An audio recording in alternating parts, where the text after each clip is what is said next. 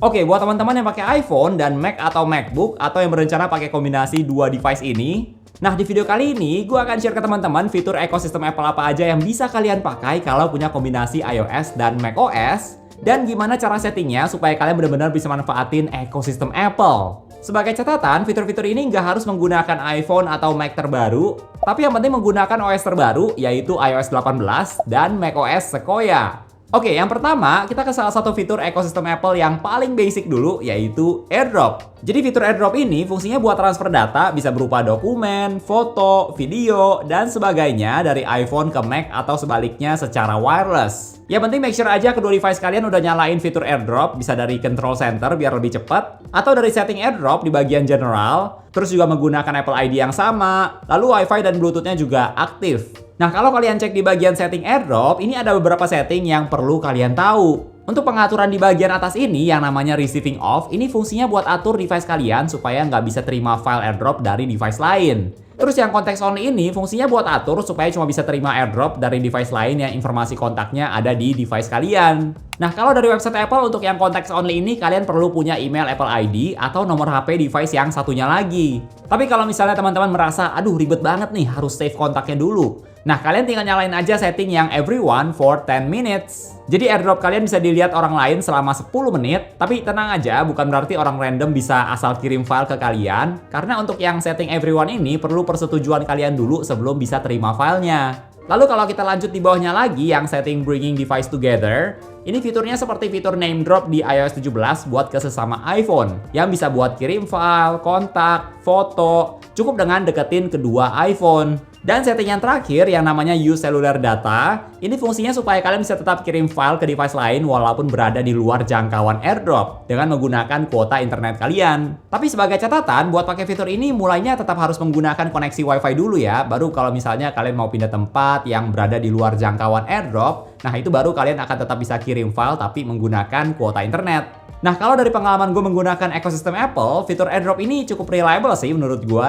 Buat kirim foto, kirim video, buat diupload ke sosmed, fitur AirDrop ini bisa diandalkan. Tapi kadang ada juga case-nya di mana fitur AirDrop ini gagal buat kirim file dari kejadian yang pernah gue alamin, yaitu kalau ukuran filenya terlalu besar atau terlalu banyak. Gue pernah coba kirim 1000-an foto dari iPhone ke MacBook, itu nggak lama langsung gagal. Wajar juga sih, namanya juga wireless, jadi pasti nggak akan se-reliable menggunakan kabel data. Tapi kebanyakan buat sehari-hari kirim beberapa foto, dokumen, atau video yang nggak terlalu berat, fitur AirDrop ini udah reliable. Next, kita lanjut lagi. Buat teman-teman yang mungkin belum tahu, kalian juga bisa jawab panggilan telepon yang masuk ke iPhone kalian lewat Mac atau MacBook. Jadi kalau misalnya ada panggilan telepon tapi iPhone kalian lagi dicas atau lagi fokus kerja di MacBook, nanti kalian tetap bisa angkat atau tolak panggilan telepon yang masuk dari MacBook. Kalau dari yang gue coba, fitur ini bisa buat panggilan telepon biasa yang masuk ke iPhone. Nanti teman-teman bisa pilih mau teleponnya diangkat atau mau langsung ditutup. Terus ada opsi lain juga, bisa pilih balas dengan SMS atau iMessage. Dan kalian juga bisa pilih supaya dibuatin reminder buat telepon balik orangnya dalam waktu 5 menit, 15 menit, atau 1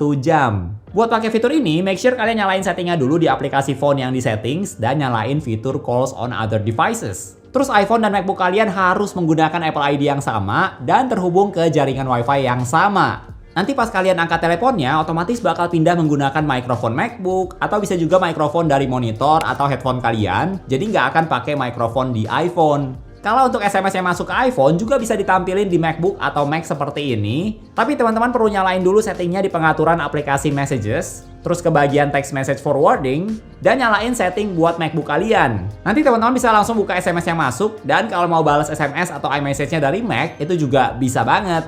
Next, ini juga salah satu fitur ekosistem Apple yang sering banget gue pakai, yaitu fitur handoff. Jadi kalau teman-teman lagi browsing di MacBook, terus mau lanjutin lagi browsingnya di iPhone kalian atau sebaliknya dari iPhone ke Mac, kalian bisa pakai fitur handoff ini supaya nggak perlu buka websitenya lagi dari awal, tapi bisa langsung lanjut. Fitur handoff ini nggak hanya buat aplikasi Safari aja, tapi juga bisa buat Apple Notes. Jadi kalau lagi catat sesuatu dari iPhone, kalian bisa lanjut ketik di Mac atau sebaliknya. Terus bisa juga di Apple Calendar, Mail, Apple Maps, Reminders, dan sebagainya. Kalau dari iPhone, teman-teman tinggal buka tampilan app switcher yang kayak gini. Nanti aplikasi yang bisa kalian buka dari device lain bakal muncul di bagian bawah seperti ini. Sedangkan kalau di tampilan Mac atau MacBook, nanti aplikasinya bakal muncul di dock seperti ini yang ada tulisannya dari iPhone kalian. Buat pakai fitur handoff, make sure aja iPhone dan Mac teman-teman menggunakan Apple ID yang sama. terus Wi-Fi dan Bluetooth-nya aktif. Kalau sudah, sekarang nyalain settingnya di bagian general, terus ke bagian AirPlay and Continuity, dan nyalain fitur handoff. Nah, masih di bagian handoff dengan setting yang sama seperti tadi, kalian juga bisa pakai fitur Universal Clipboard antara iPhone dan Mac kalian. Jadi fitur Universal Clipboard ini fungsinya buat copy dan paste antar device, bisa berupa copy paste teks, jadi nggak perlu ketik ulang. Bahkan nggak cuma teks aja, tapi bisa langsung copy paste file dokumen, foto, video, dan sebagainya dari iPhone ke MacBook seperti ini, atau sebaliknya.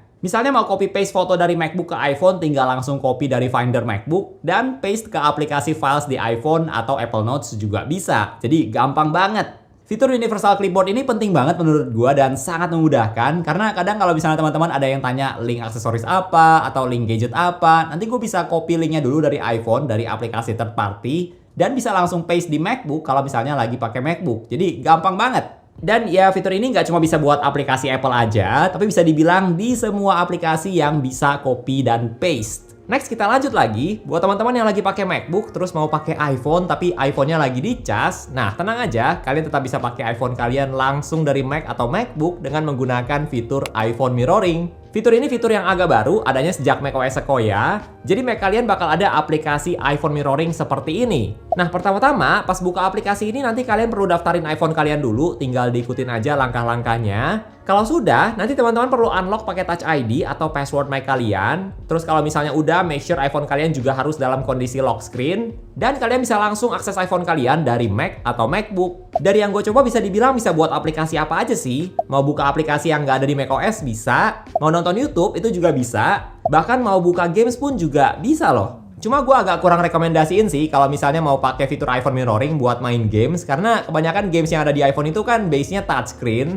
Sedangkan kalau tampilannya kayak gini kurang cocok aja gitu, walaupun sebenarnya bisa buat main games juga. Terus aplikasi kamera atau yang perlu pakai mikrofon dari iPhone itu nggak bisa kalian buka dari iPhone Mirroring ini. Fitur iPhone Mirroring ini fitur yang bagus sih menurut gua. Gue cukup sering pakai juga. Misalnya pas iPhone-nya lagi dicas, tapi butuh lihat setting iPhone-nya buat bikin script video kayak gini. Nah, gue bisa langsung lihat dari MacBook tanpa harus buka iPhone-nya yang lagi dicas. Bahkan nggak cuma bisa pakai aplikasi yang ada di iPhone aja, tapi teman-teman juga bisa langsung pindahin file, misalnya foto dari galeri MacBook ke galeri iPhone, tinggal di drag and drop aja kayak gini. Jadi gampang banget. Next kita lanjut lagi ke fitur iPhone dan Mac lainnya, yaitu fitur Continuity Camera. Jadi fitur Continuity Camera ini fungsinya adalah buat jadiin iPhone kalian sebagai webcam. Bisa dibilang kalian nggak perlu beli webcam eksternal lagi sih buat dapat kualitas webcam yang bagus, karena lewat fitur ini kalian bisa langsung dapat kualitas kamera iPhone. Nah, buat pakai fitur ini, teman-teman bisa nyalain settingnya dulu di setting AirPlay and Continuity ini, supaya iPhone teman-teman bisa kalian pakai sebagai webcam. Biar lebih maksimal, teman-teman disaranin punya mounting buat MacBook seperti ini, atau bisa juga pakai tripod buat iPhone supaya iPhone-nya di posisi yang stabil. Oh ya, make sure iPhone dan Mac atau MacBook kalian juga berada dalam jarak yang dekat ya, supaya bisa terdetek. Nanti misalnya di aplikasi kayak Zoom, kalian bisa pilih nih, kameranya mau pakai device desk view supaya iPhone-nya bisa pakai kamera ultra wide buat rekam apa yang ada di atas meja kalian, atau bisa juga yang device kamera buat pakai kamera belakang iPhone kalian. Cuma perlu diingat aja kalau misalnya kalian lagi pakai fitur Continuity Camera ini, otomatis nanti iPhone kalian nggak akan bisa dipakai. Tapi menurut gue ini juga fitur ekosistem Apple yang bagus buat teman-teman yang butuh kualitas webcam yang lebih bagus dari webcam yang ada di MacBook. Terus buat teman-teman yang mungkin belum tahu, kalian juga bisa pakai widget dari aplikasi iPhone di desktop MacBook kalian seperti ini. Dan widget ini bakal diupdate terus loh, mengikuti aktivitas kalian di aplikasi itu. Jadi misalnya ada pesan makanan, nanti statusnya bisa diupdate. Terus kalau ada chat di aplikasinya juga bakal diupdate lagi, dan sebagainya. Sebenarnya fungsinya sama kayak widget aplikasi di iPhone sih, cuma ini versi buat macOS aja, supaya kalian tetap bisa pantau beberapa aplikasi iPhone lewat widgets. Buat tambahin widget di MacBook, teman-teman tinggal klik kanan di tampilan desktop seperti ini, terus klik Edit Widgets, dan tinggal pilih aja mau pakai widget aplikasi apa dan mau ditaruh di mana. Nanti tinggal di drag aja. Teman-teman nggak bisa ngapa-ngapain sih dari widget ini, karena fungsi dari widget di Mac ini kan tujuannya buat kasih lihat statusnya aja, tapi bukan berarti bisa pakai aplikasinya secara langsung. Kalau mau pakai aplikasinya secara langsung, teman-teman bisa manfaatin fitur iPhone Mirroring yang tadi. Selain itu, kalau teman-teman sering pakai fitur fokus di iPhone ataupun Mac kalian, nah kalian nggak harus atur fokus setiap device satu persatu, tapi bisa langsung pilih fokus di iPhone atau MacBook, dan nanti device kalian yang lain bakal ikutin fokus yang kalian pilih tadi. Buat pakai fitur ini, teman-teman tinggal ke setting iPhone dan MacBook kalian, terus ke bagian fokus, dan nyalain fitur Share Across Devices. Nanti setiap kali kalian pilih salah satu fokus, nanti device yang lain juga bakal ngikutin.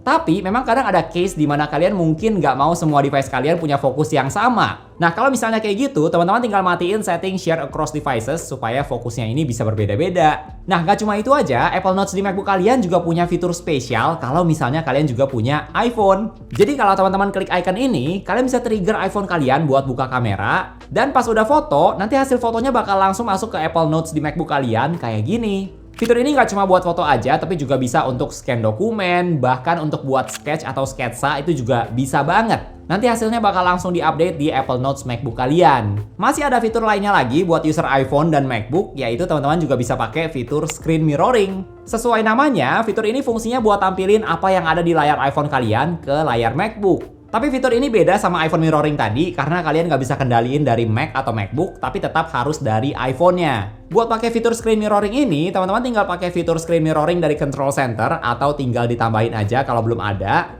Terus pastiin kedua device kalian ada dalam jaringan Wi-Fi yang sama. Kalau udah tinggal pilih aja MacBook kalian seperti ini, dan kalian bisa langsung lihat layar iPhone-nya dari MacBook seperti ini. Delaynya termasuk minim sih, bahkan gue tetap bisa main games kayak FC Mobile di layar MacBook atau Studio Display kayak gini, dan iPhone-nya jadi berasa kayak wireless controller. So, itu dia fitur-fitur ekosistem Apple yang bisa kalian pakai kalau kombinasinya iPhone dan Mac atau MacBook. Kalau menurut teman-teman gimana nih? Fitur apa sih yang jadi favorit kalian kalau misalnya kombinasinya itu iPhone dan MacBook seperti ini? Coba share di kolom komentar ya. Oke, thank you buat teman-teman yang udah nonton sampai di detik ini. Jangan lupa untuk klik tombol like kalau kalian suka dengan video ini dan juga subscribe supaya kita bisa ketemu lagi di video-video yang berikutnya. Bye!